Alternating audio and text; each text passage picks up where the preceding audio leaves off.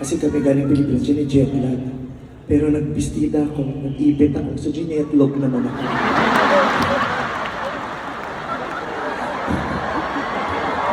Kaya ang hirap kumalo kasi ginetlog ako. Kung naalam nyo lang ang pinagdadaanan namin mga bakla para magmukhang maganda, ma-appreciate yung existence namin. Kanina pa nga ako nakabihis actually. Kasi sabi ko, ayoko mataranta. So, opening pa lang nakabihis na ako.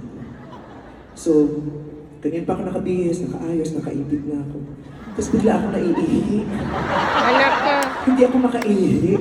So, 3.5 hours ko nang pinipigil ko. Kasi mahirap umihi pag bakla. Ang dami mong tatanggalin, may mga buhol kang tatanggalin. Mahirap. Oo, kaya minsan nababasa ang puwet kasi yung ulo naruwid.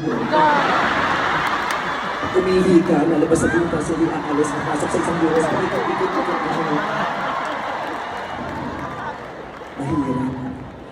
Eh, ang hirap pag nasa ibang bansa, hindi naman ako kilala. So, hindi ko alam kung saan ako silang napupunta. Kung sa babae o sa lalaki. Pag sa babae, pag sa lalaki naman, ma-offend lang din ako.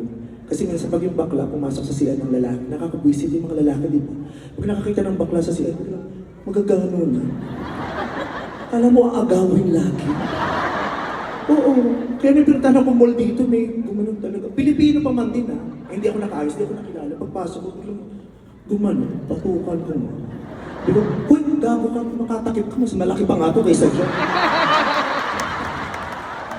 Gago ka. Tandaan mo pa kung mukha kabayo ang ari alyamado. Hindi naman ako makapasok ng CR ng babae kasi minsan nahihiya din ako. Kasi pag papasok ka sa CR, tapos di ba may mga cubicle, may pinto. Eh minsan yung pinto, di ba mataas, as kita yung paa. So magugulat sila, ba't ganun yung babae? Baliktad yung paa. Kaya pinipilit ko, gumagano na ako, so uupo na lang ako.